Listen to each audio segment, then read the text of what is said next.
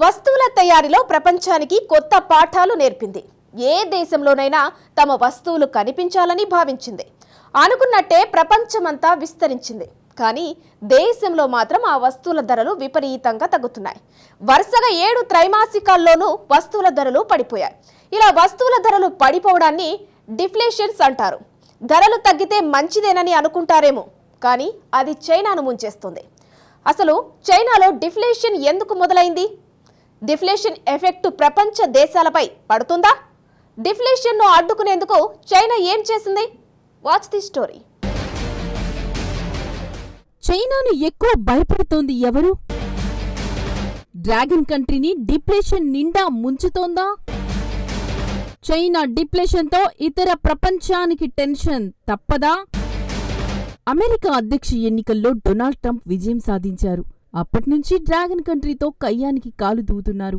వాణిజ్య యుద్ధానికి పన్నుల ఆయుధాలను సిద్ధం చేస్తున్నారు. చైనా జనవరి 20 వరకు ఆగు, ఆ తరువాత నీ సంగతింటో తేలుస్తానంటూ పన్నులకు పదును పెడుతున్నాడు. చైనా నుంచి దిగుమతి అయ్యే వస్తువులపై 60% పన్నులు విధిస్తామని ట్రంప్ తేల్చి చెప్పాడు. అధ్యక్ష బాధ్యతలు చేపట్టకముందే చైనాను వణికిస్తున్నాడు. బీజింగ్ పాలకులకు ట్రంప్ సవాళ్లు విసురుతున్నాడు. 2 రోజుల క్రితం ట్రంప్కు చైనా అధ్యక్షుడు జిన్పింగ్ కౌంటర్ ఇచ్చారు. టాక్స్, టెక్, వాణిజ్య యుద్ధంలో ఎవరు విజయం సాధించలేరని జిన్పింగ్ తేల్చి చెప్పారు. అసలే చైనా ఆర్థిక వ్యవస్థ పాతాళం దిశగా అడుగులు పడుతున్నాయి. ఇలాంటి తరుణంలో ట్రంప్ హెచ్చరికలు బీజింగ్ను వణికిస్తున్నాయి. జూలై నుంచి సెప్టెంబర్ మధ్యకాలంలో కమ్యూనిస్ట్ కంట్రీ కేవలం 0.9% మాత్రం వృద్ధిని నమోదు చేసింది. దీంతో చైనా వార్షిక వృద్ధి రేటు కేవలం 3.6%గా నమోదు చేసింది. చైనా వృద్ధి రేటు వరుస త్రైమాసికాల్లో పడిపోతూనే ఉంది. మొదటి త్రైమాసికంలో 5.3% వృద్ధి రేటు నమోదైంది. రెండో త్రైమాసికంలో 4.7%, మూడో త్రైమాసికంలో 4.6%గా రికార్డైంది. దీన్ని బట్టి చూస్తే మూడో త్రైమాసికంలో ఆర్థిక వృద్ధి రేటు కేవలం 0.9%మే పెరిగింది. 18 నెలల తరువాత తొలిసారి చైనా వృద్ధి రేటు కనిష్ట స్థాయికి పడిపోయింది. ఈ ఏడాది ఆర్థిక వృద్ధి రేటు 5%కి చేరుతుందని డ్రాగన్ కంట్రీ అంచనా వేసింది. అంచనాలను అందుకోలేక బీజింగ్ చతికిలపడింది. తీవ్ర ఆర్థిక సంక్షోభంతో అల్లాడుతున్న డ్రాగన్ కంట్రీని ఇప్పుడు డిప్లేషన్ కూడా కలవరానికి గురిచేస్తోంది. డిప్లేషన్ అంటే ప్రతి ద్రవ్యోల్బణం. డిప్లేషన్ అంటే ఇన్ఫ్లేషన్కు వ్యతిరేకమన్నమాట. ఇన్ఫ్లేషన్ అంటే ద్రవ్యోల్బణం. వినియోగ వస్తువుల ధరలు భారీగా పెరిగితే ద్రవ్యోల్బణమని సింపుల్గా చెప్పొచ్చు. దీనికి వ్యతిరేకమైనదే ప్రతి ద్రవ్యోల్బణం. అంటే డిప్లేషన్ కారణంగా వస్తువుల ధరలు పడిపోతాయి. ప్రతి వస్తువు చౌకగా లభిస్తుంది.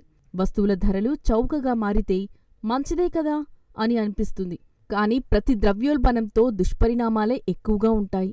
వస్తువుల ధరలు పడిపోతే వాటిని ప్రజలు పెద్దగా కొనుగోలు చెయ్యరు. ఉదాహరణకు టమాటాలను తీసుకోండి. ధరలు పడిపోతే వాటిని చెత్త కుప్పల్లో పారబోస్తారు. రైతు తీవ్రంగా నష్టపోతాడు. అలాగే ధరలు పడిపోతే వస్తువులు భారీగా మిగిలిపోతాయి. వస్తువులు మిగిలిపోతే పరిశ్రమలు ఉత్పత్తిని ఆపేస్తుంది. అంటే పరిశ్రమ పనిచెయ్యదు. దీని కారణంగా కార్మికులకు ఉపాధి కరువవుతుంది. పరిశ్రమల ద్వారా ఉపాధి పొందే ఇతర రంగాలపై ఒత్తిడి పెరుగుతుంది. ఫలితంగా ఎందరో ఉద్యోగాలు ఊడిపోతాయి. ఉపాధి కరువవుతుంది. ప్రతి ద్రవ్యోల్బణం దీర్ఘకాలం కొనసాగితే వ్యాపారాల్లో పెట్టుబడులను దెబ్బతీస్తుంది, నష్టాలకు దారితీస్తుంది. ఇప్పటికే చైనా ఆర్థిక వ్యవస్థ సంక్షోభం దిశగా పయనిస్తోంది.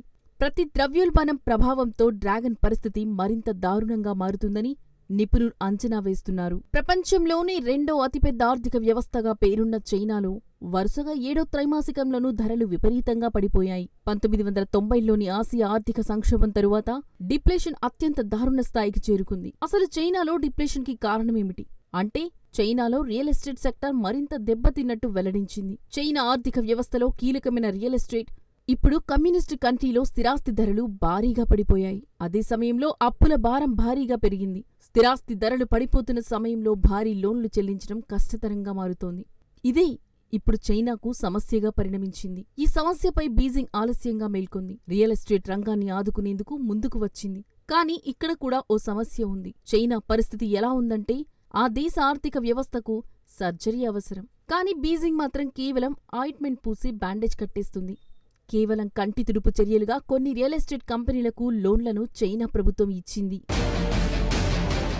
చైనా ఆర్థిక వ్యవస్థ మళ్లీ ట్రాక్లోకి వస్తేనే ప్రతి ద్రవ్యోల్బణం తగ్గుతుంది. నిజానికి చైనా కేవలం ఎగుమతులపైనే ఎక్కువగా ఆధారపడుతోంది. దేశీయంగా రాబడులను పెంచుకోవడం లేదు. ఇదే డ్రాగన్ దేశానికి అసలైన సమస్యని అంతర్జాతీయ ద్రవ్యనిధి సంస్థ IMF చెబుతోంది. మరోవైపు ట్రంప్తో పాటు యూరప్ దేశాలు కూడా చైనా ఎగుమతులపై కొరడా జులిపించేందుకు సిద్ధమవుతున్నాయి. సో చైనాను సమస్యలు ముప్పెట దాడి చేస్తున్నాయి. ఆ దేశ ఎగుమతుల భవితవ్యంపై ఆందోళనలు నెలకొన్నాయి. చైనా వస్తువులు ఎక్కువగా ఆంక్షలు, పన్నులను ఎదుర్కొంటున్నాయి. చైనీస్ ఉత్పత్తుల మార్కెట్ క్రమంగా క్షీణిస్తోంది.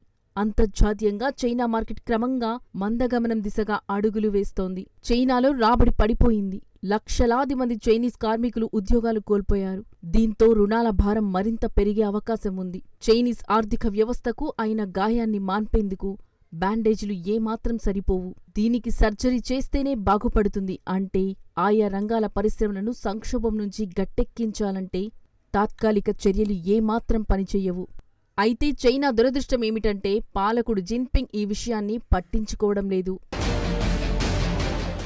చైనా ప్రతి ద్రవ్యోల్బణం ప్రభావం ప్రపంచంపై పడుతోందా అంటే చైనా ఆర్థిక క్షీణత ప్రతి దేశాన్ని ప్రభావితం చేయనుంది. ఎందుకంటే ప్రపంచానికి ప్రధాన ఎగుమతిదారు చైనా. చమురు, ఇతర ముడి పదార్థాలు, ఆహారాన్ని కమ్యూనిస్టు దేశం భారీగానే దిగుమతి చేసుకుంటోంది. ప్రపంచంలోనే అతిపెద్ద మార్కెట్ ప్లేస్ చైనా. ప్రతి ద్రవ్యోల్బణం కారణంగా ఆయా దిగుమతులను చైనా ఆపేస్తుంది. దీంతో చైనా వాణిజ్యంపై ఆధారపడిన దేశాలకు కష్టాలు తప్పవు. ఈ నేపథ్యంలో ఆయా దేశాలు ప్రత్యామ్నాయ మార్గాలను చూసుకోవాల్సి వస్తోంది. ఇక్కడ తెలుసుకోవాల్సిన మరో విషయం ఉంది. డ్రాగన్ కంట్రీని ప్రతి ద్రవ్యోల్బణం ఒక్క రోజులో అటాక్ చేయలేదు. కొంతకాలంగా ఈ ట్రెండ్ మొదలైంది. ఈ ఏడాది ప్రారంభం నుంచే ద్రవ్యోల్బణాన్ని 3% నియంత్రించాలని చైనా అన్ని ప్రయత్నాలు చేసింది. దీంతో ద్రవ్యోల్బణాన్ని కంట్రోల్ చేసేందుకు జిన్పింగ్ ప్రభుత్వం యత్నించింది. వడ్డీ రేట్లను చైనా తగ్గించేసింది. వ్యాపారాలకు పన్ను ప్రోత్సాహకాలను అందించింది.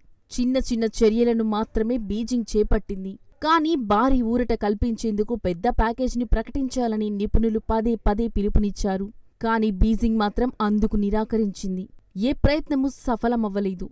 ద్రవ్యోల్బణం ప్రతికూల స్థాయికి పడిపోయింది. ఇప్పుడు ప్రతి ద్రవ్యోల్బణం సమస్యాత్మకంగా మారింది. ప్రస్తుతం కమ్యూనిస్టు పెద్దన్న తీవ్ర అనారోగ్యానికి గురయ్యాడు. ఆ రోగానికి శస్త్రచికిత్స అవసరం. కాని డ్రాగన్ కేవలం బ్యాండేడ్తో సరిపెట్టుకుంది. అలా చేస్తే వ్యాధి మొత్తం పాకుతుంది. ఇలాంటి కంటి తుడుపు చర్యలు బీజింగ్కు మరిన్ని కష్టాలను తెచ్చిపెట్టనున్నది.